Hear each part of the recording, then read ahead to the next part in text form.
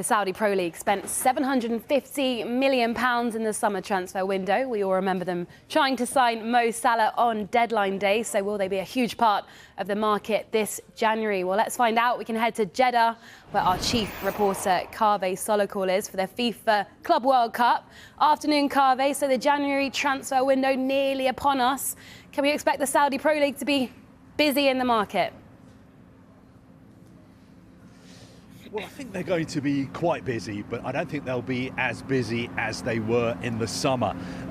This morning here in Jeddah, I've been speaking to the Saudi Pro League Director of Football, Michael Emenalo, and we had a long chat about what the strategy of the Saudis was going to be in January. And basically what he said to me is, look, we have the resources to make any moves that we want to make, but I think the bulk of their business was done in January. And you have to remember that Saudi clubs are only allowed to have 8 foreign players, and most of them already have used up those slots. So if they are to buy more foreign players, then they would also have to sell some of the foreign players they've already got on their books. Now, I did throw some names at him about possible arrivals here in Saudi Arabia next month. I'll go quickly through what he had to say. Jadon Sancho, somebody who's out of favour at Manchester United. I asked, is there a possibility Sancho could be coming here?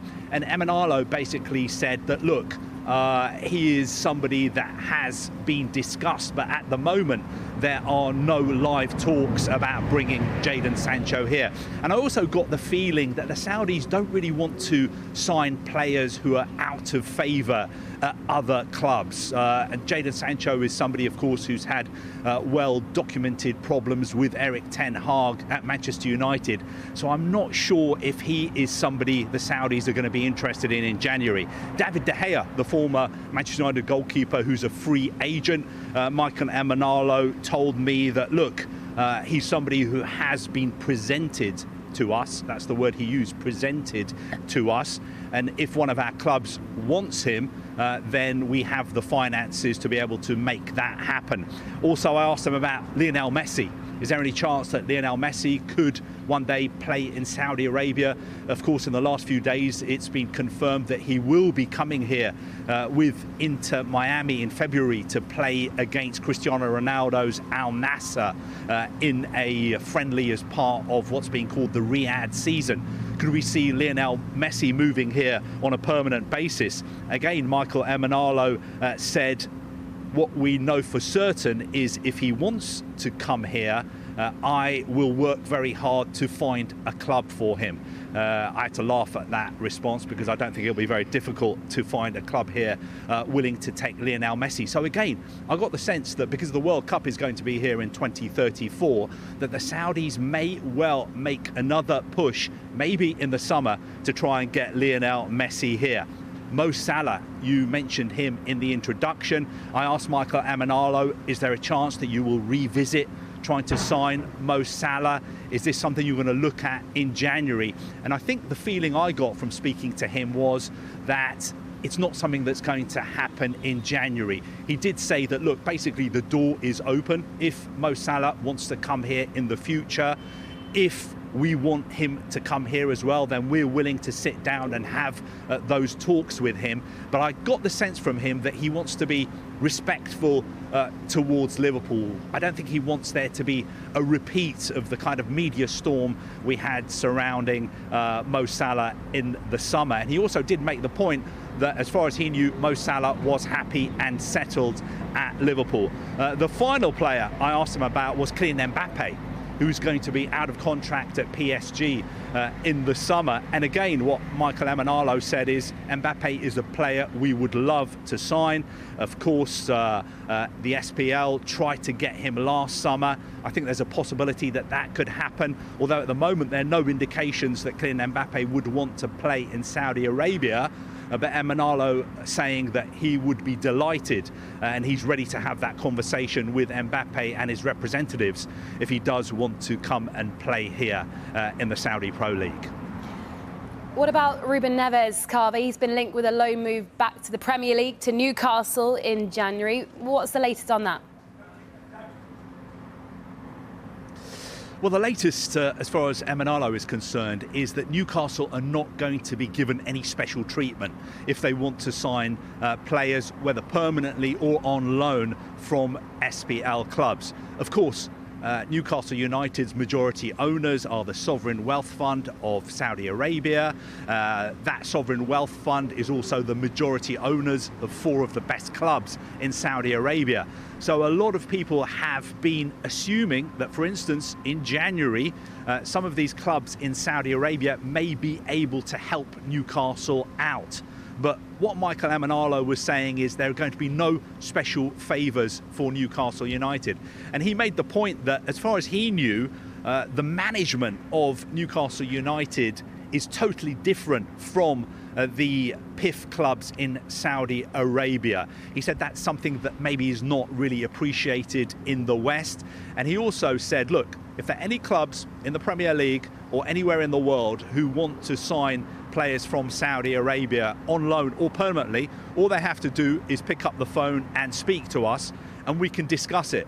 But there has to be a willing buyer, there has to be a willing seller, and also the players have got to want to move as well.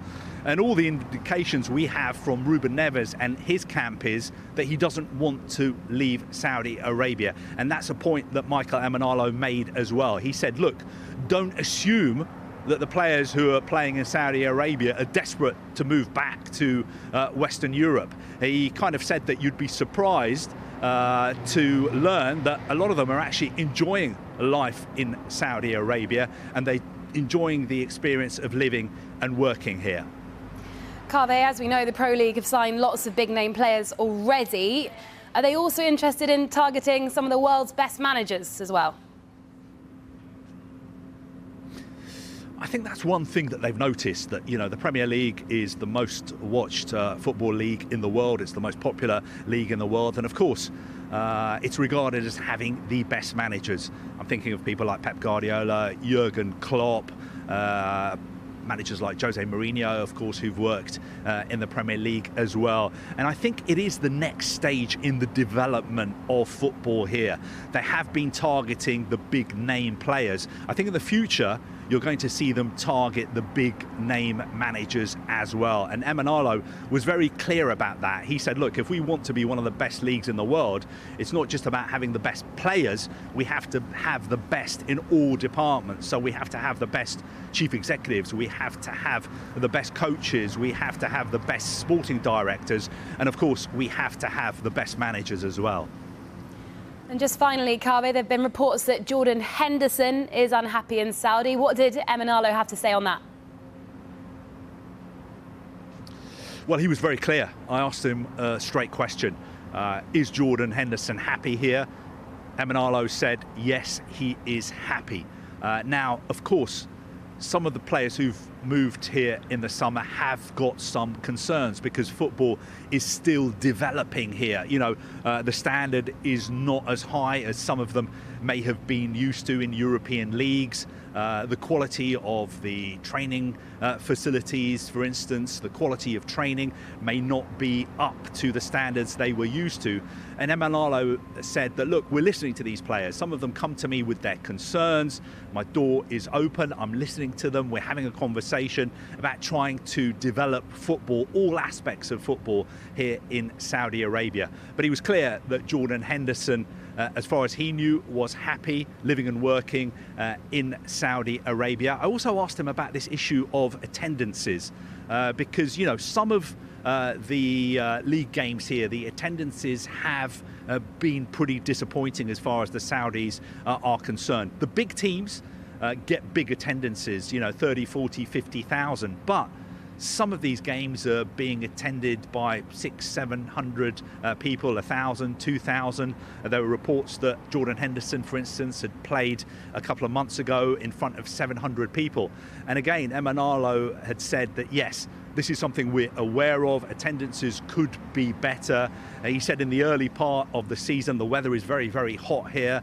That sort of stops a lot of people from attending games. But he said it's something that the league is working on. They're working on their marketing strategy. And he admitted that there is plenty of work to do as far as the attendances were concerned. But when we're talking about attendances here in the next few days in Jeddah for the Club World Cup, I think the games in that tournament are almost all sold out, and Emanalo said that we should expect a very, very loud and vibrant atmosphere, especially for the games involving Al Ittihad, who are playing the champions of Africa tomorrow here, Al Ali from Egypt, who've got an incredible fan base, lots of their supporters here, and of course Manchester City will be flying into Jeddah after their game against Crystal Palace on Saturday.